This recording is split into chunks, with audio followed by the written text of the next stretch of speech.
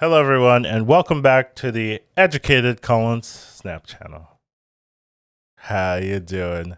Today, we're going to be talking about Hitmonkey. It's almost near the end of the season, and I usually want to have a final overview of the season pass card for those whether they're really deciding whether they should buy the card, whether they want to recommend it. So, overall, hopefully, we cover everything you want to know about Hitmonkey to make a reasonable purchase. So, first things off, Hitmonkey, right? It's the on reveal gain +2 for each other card played this turn. Some of its usefulness is that you do have the ability to have a large final turn. It's flexible power allocation since you're playing tons of cards. You're able to manipulate, I want 12 power here, 15 here, 4 here, that kind of thing. It's already slots into strong decks such as Sera, bounce decks. Those decks are already pretty strong, so you just get another tool in that toolbox. And then you have some crazy synergies. We're talking about Mysterio is pretty insane with this card. Sera just works really well with what Sera wants to do in the final turns.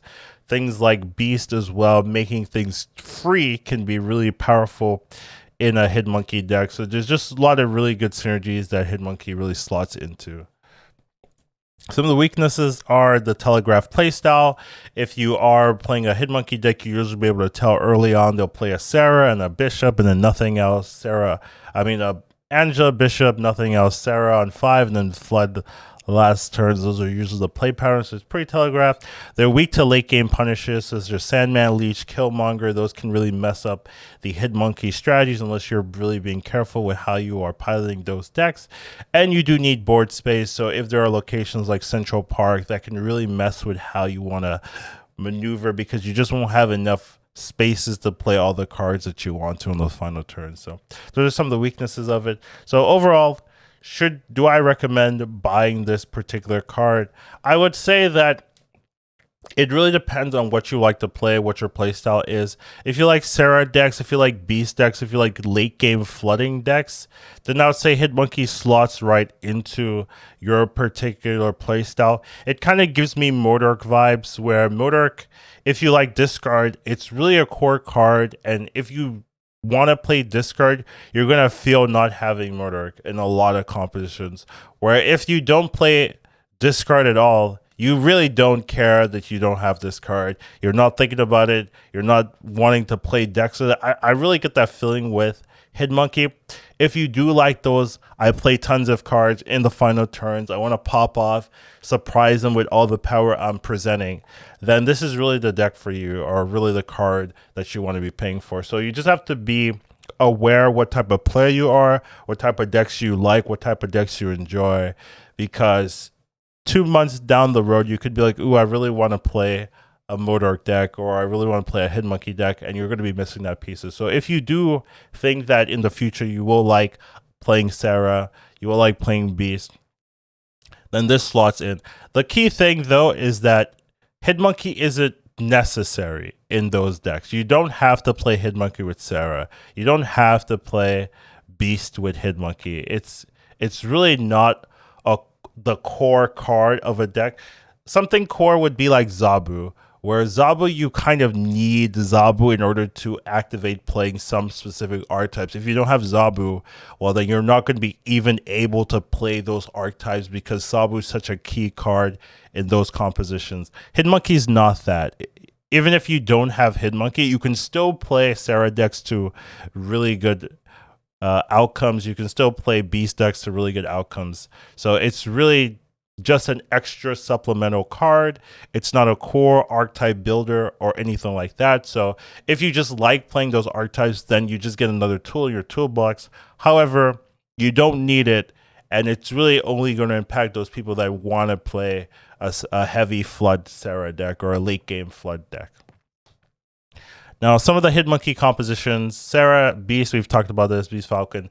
Kazoo also works decently well with Hitmonkey. Since you're playing a ton of ones in the late game, you usually just add a Hitmonkey and it gives you like 8 power or so. So that's another nice way of realizing it. And negative decks are also another way. Since it has a 0 base, you can flip it and have that 2 power 0 cost card. I do want to say that Sera and Beast decks are my preferred compositions. I don't really like negative decks. Generally, the inconsistency bothers me. And Kazoo has weaknesses as you scale.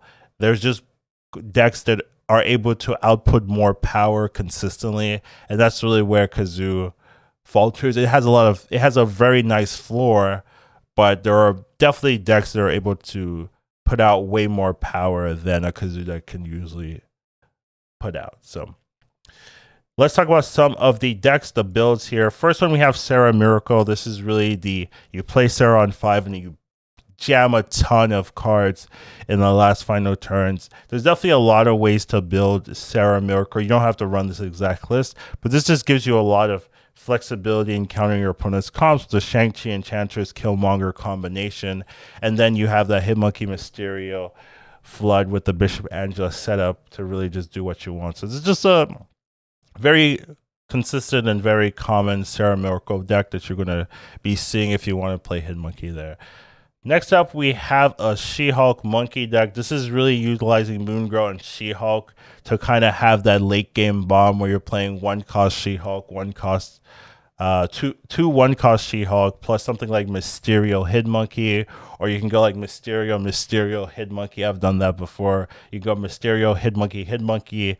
So there's a lot of ways to kind of have that huge bomb, especially with the Wasp. You could really add that extra power they might not be expecting.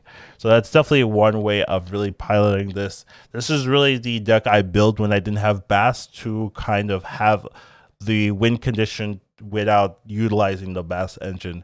Even though, and it just ends up being a good deck overall, even though you built it because we were missing a particular card.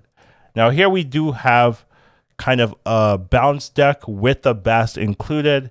So here now you have the ability of targeting a lot smaller, lower power minions, moving them to 3 power, and then you have that big pop-off turn with the Hitmonkey synergies in the last turn. With the consistency with the Chavez, the Bast's not gonna hit the Chavez, and you just buff all your other cards and you flood in the final turns. It's a nice build, definitely works well when you can get it to go. So definitely something you can play. I did want to make a Bast deck without Darkhawk because I think that's what people are gonna ask. Hey, I have Bast with Darkhawk Series 4. Oh no, I can't play this deck. So I looked around, I saw this particular list, and I was pretty happy with what it wants to do. It's kind of a Bast control. So here you have the Bast, you have the Hitmonkey, and you want to kind of play either your Professor X or your Valkyrie in the final turns, or you go Beast, pull up all your cards for very cheap, and then last turn you can go flood with the Valkyrie as another win condition. So I just kind of liked how this deck looked. And hopefully, if you want to try a Bast deck without the Darkhawk, you could see this. You could try this, see how it works, and see if you like it. So, moving on, we have Kazoo Monkeys. This is just a classic Kazoo deck with a Hitmonkey. Usually, you just play all your cards. You set up Angela, Bishop, Kazar, Blue Marvel, or Iron Man.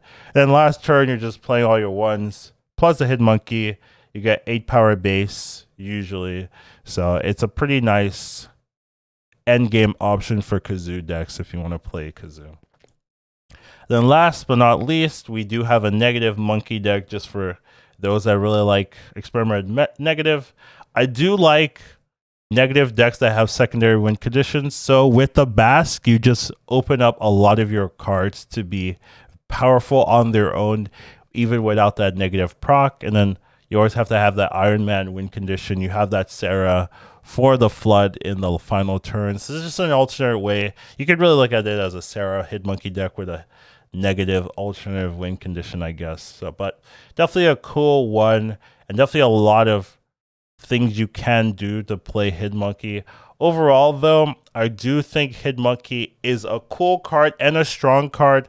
Not necessary, I would say, in the grand scheme of things. I don't think you're going to be missing out on deck building tools because of you don't have Hid Monkey. So, and also another thing that I wanted to talk about, but then I forgot, and now I'm recording the video. But I'll talk about it at the end, is that there's not a lot of cards coming up in the future that Hid Monkey directly benefits for. So I wanted to have a slide with all the cards coming up, but we have Iron Lad, High Evolutionary, these type of cards. None of these really say, oh, time to make a new Hid Monkey deck because Iron Lad's in the game, or Howard the Duck's in the game. That's not really something that's going to happen. So you know, in the future, like the next 2 months, you're not going to be re-looking into buying or purchasing Hid Monkey because a new card's added. That's not really necessarily happening from the new releases that we know so far. So that's another thing I want to start looking at in the future. Anytime we have a season pass, we want to look at what's being released in the next 2 months, which is usually what we have access to. And does any of those cards make me reevaluate Hid Monkey? And I would say no. For this particular season, none of those cards really do that. So that's definitely something I want to start doing in the future. But for now, hopefully I remember next time. Overall, hope you guys enjoy this video, and I'll see you in the next one. Take care of yourselves. Educated calling snap. Once you watch him, you won't go back. He'll teach you tomorrow, snap. Your skill